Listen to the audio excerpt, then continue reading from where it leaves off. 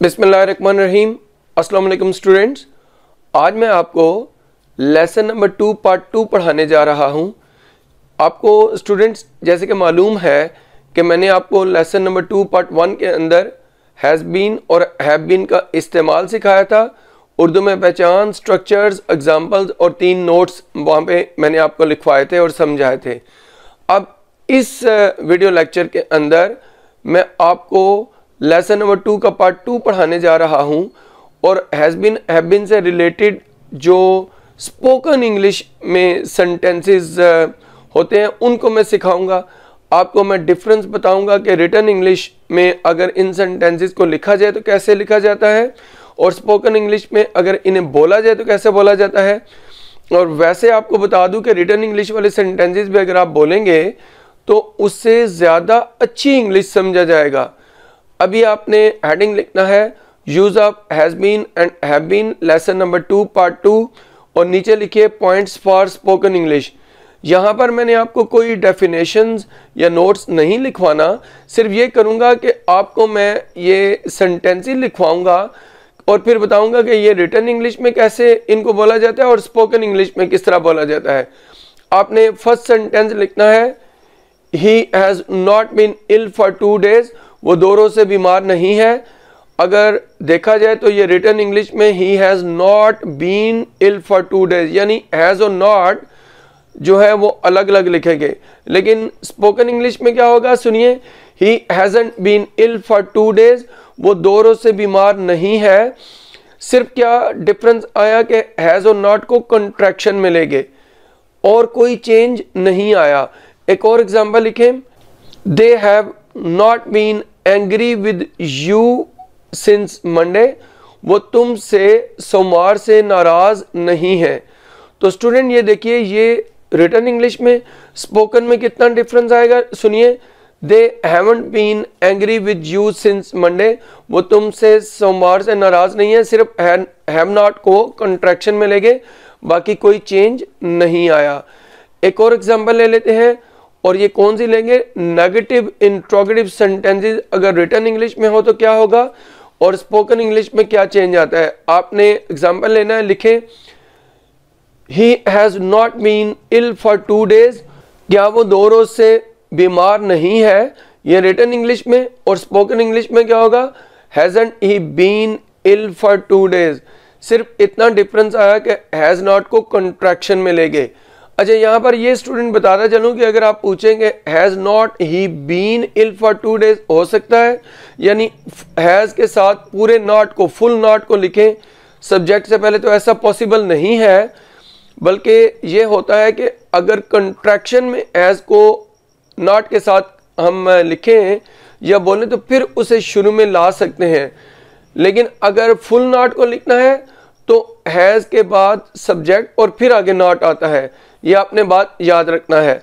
एक और एग्जांपल ले लें, क्या वो तुमसे नाराज, have they not been angry with you since Monday, क्या वो तुमसे नाराज, क्या वो आपसे सोमवार से नाराज नहीं है। तो स्टूडेंट देखिए कि हमने क्या बोला, have they not been angry with you since Monday. अच्छा, ये रिटन इंग्लिश। स्पोकन में क्या होगा, haven't they been angry with you since Monday. Haven't यानी हैव नॉट को कंट्रैक्शन में, लेकिन ऐसा नहीं हो सकता कि have not they been angry with you since Monday. अलबत्ता रिटन इंग्लिश में होता है have they not been angry with you since Monday और स्पोकन में haven't they been angry with you since Monday. तो स्टूडेंट्स, यहाँ तक आपने ये सेंटेंसेस जो नेगेटिव वाले थे और नेगेटिव इंट्रोगेटिव वाले थे वो समझे। अब मैं आपको एक ऐसे सेंटेंसेस की तरफ लेके जा रहा हूं जो आप एक स्टेटमेंट बोलकर कंफर्मेशन के लिए सामने वाले शख्स से हम कंफर्म करवाने के लिए उर्दू में बोलते हैं है ना, और इंग्लिश में क्वेश्चन टैग बोलते हैं। वो क्या होता है आपको मैं लिखवाता हूं, फिर आपको समझ आएगी। लिखिए, वो 2 रोज से बीमार है ना, ये सामने वाले शख्स से क्या बोला, है ना। इसकी क्या इंग्लिश होगी, सुनिए, he has been ill for 2 days, hasn't he, question mark. Student देखिए, पॉजिटिव स्टेटमेंट है, he has been ill for 2 days और कंट्रैक्शन में नॉट को हैज के साथ हम ले गए कब, जब हमने कंफर्मेशन करवाना थी हैना के साथ, कॉमा लगाया और हैजंट और आगे सब्जेक्ट ही, यानी वही जो सेंटेंस का सब्जेक्ट है ही उसी को लेकर आएंगे, वही जो हेल्पिंग वर्ब है हैज उसी को लेकर आएंगे और उसके साथ नॉट को कंट्रैक्शन करेंगे, प्रोवाइडेड दैट कि द स्टेटमेंट इज पॉजिटिव, यानी शर्त क्या है, बशर्ते के स्टेटमेंट पॉजिटिव हो। आप एक और एग्जांपल को ले लें, they have been angry with you since Monday, वो आपसे सोमवार से नाराज हैं।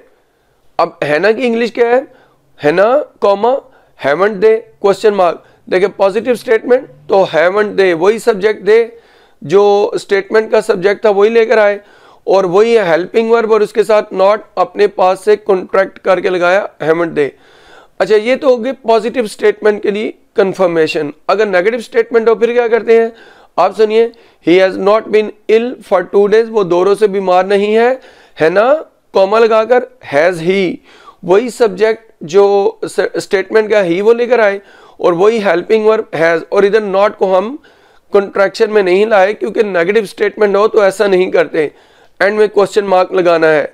अच्छा, एक और एग्जांपल ले लेते हैं, they have not been angry with you since Monday, वो आपसे 2 रोज से नाराज नहीं है, सॉरी भाई ये सारा काट देना उर्दू, वो आपसे सोमवार से नाराज नहीं है। अब है ना कैसे होगा, कॉमा लगा के हैव दे क्वेश्चन मार्क, तो देखिए हैव दे हैवंट दे नहीं, वही स्टेटमेंट का सब्जेक्ट दे लिया और वही हेल्पिंग वर्ब और हैव को पहले लिखा और दे बाद में आया। स्टूडेंट, यहाँ तक तो मैंने आपको स्पोकन इंग्लिश से रिलेटेड ये पॉइंट्स सारे, ये सेंटेंसेस सारे समझाना थे जो वो समझा दिए। अब हम क्या करेंगे, सेंटेंसेस फॉर प्रैक्टिस, हम उसकी एक्सरसाइज करते हैं। आपने हेडिंग लिखना है सेंटेंसेस फॉर प्रैक्टिस और सेंटेंस लिखिए, वो सुबह से उदास है। इंग्लिश सुनिए, he has been sad since morning. Next sentence, मैं 2 रोज से जेहलम में नहीं हूं। I have not been in Jhelum for 2 days। Next sentence पे चलते हैं, क्या आपके अब्बा जान दोपहर से घर पर हैं। इंग्लिश सुनिए, has your father been at home since noon. वो अप्रैल से बेरोजगार क्यों है, why has he been jobless since April. Student देखिए, जिन औकात की जमा नहीं हो सकती जैसे अप्रैल, मंडे, मॉर्निंग, 2015, इनसे पहले हमने सिंस लगाना है, और जिनकी प्लूरल हो जाती है डेज, मंथ्स, आवर्स, फिर उसके अलावा ईयर्स, तो भाई इनके साथ हमने फॉर लगाना होता है। नेक्स्ट एग्जांपल पे चलते हैं, वो 3 माह से इस फैक्ट्री का मालिक नहीं है। He has not been the owner of this factory for 3 months। Next example पे चलते हैं, क्या आप 2017 से पाकिस्तानी टीम के रुकन नहीं हो। Have you not been the member of Pakistani team since 2017। वो बीमार रहा है, He has been ill। Student देखिए, ये ऐसा सेंटेंस है जिसके आखिर में रहा है आया है, और इसमें कोई वक्त या मुद्दत नहीं आया। अब हमने देखना है क्या इसमें कोई काम किया गया है, तो भाई वो 2 रोज से बीमार रहा है, बीमार रहना कोई काम नहीं है। तो भाई ये सेंटेंस मैंने आपको सब्जेक्ट के बाद हैज बीन लगवा कर बनवाया। आप इसको 2 तरीके से याद रख सकते हैं कि एक, इस सेंटेंस में कोई काम नहीं किया गया, एंड में रहा है, और आपको मैंने बताया था कि जब भी किसी सेंटेंस में कोई काम ना किया जाए और रहा है, रही है, रहे हैं, रही हैं, रहा हूं, रही हूं, रहे हो या रही हो में से कोई उस सेंटेंस के आखिर में आए तो वो हैज बीन और हैव बीन वाली एक्सरसाइज वाला होता है। और स्टूडेंट्स, आपने ये याद रखना है एक दूसरा तरीका कि वो बीमार रहा है। एक और तरीके से समझाऊं कि वो बीमार रहा है, यानी रह चुका है, अब नहीं है, अब वो सेहतमंद हो गया है, सेहतयाब हो गया है। तो जब कोई काम माजी करीब के अंदर मुकम्मल हो जाए, हम इसे माजी करीब मैं इसलिए बोल रहा हूँ कि वो हो सकता है कि सुबह बीमार हो और अब शाम को उसकी तबीयत ठीक हो गई है। इस तरह अगर हो तो भाई क्या है कि ये सेंटेंस भी हैज़ बीन और हैव बीन वाली एक्सरसाइज का होता है और इसमें कोई काम नहीं किया जाता। अब देखिए एक और एग्जांपल आप सुनिए। वो कॉलेज से गैर हाजिर रहे हैं। इंग्लिश सुनिए, they have been absent from the college. अब देखिए स्टूडेंट्स, गैर हाजिर रहना कोई काम नहीं होता।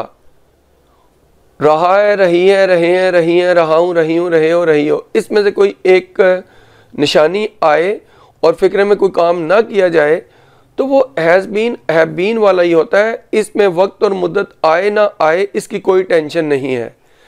अच्छा, एक और एग्जांपल ले लेते हैं। क्या वो तुमसे नाराज रहा है?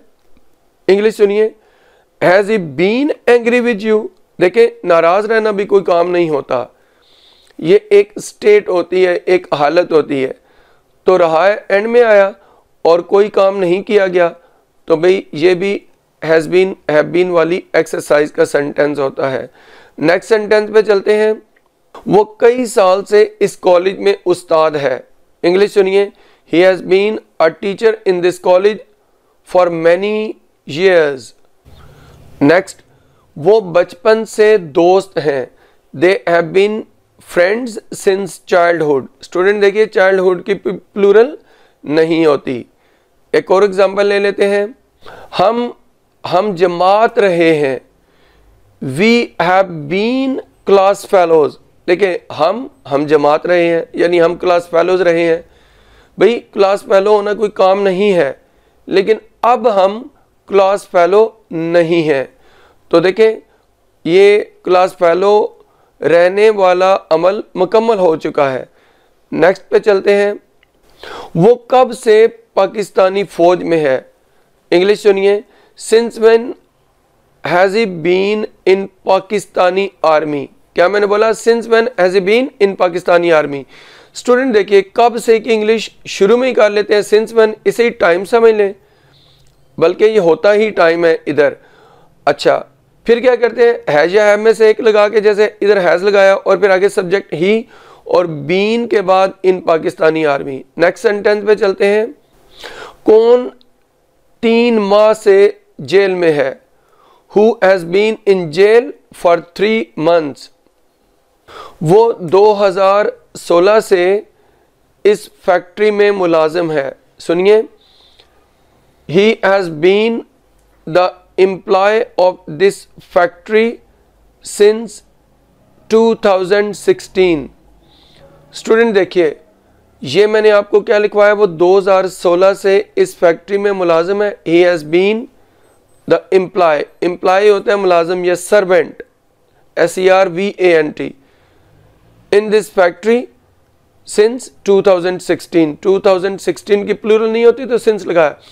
तो स्टूडेंट ये थे सेंटेंसेस प्रैक्टिस के लिए।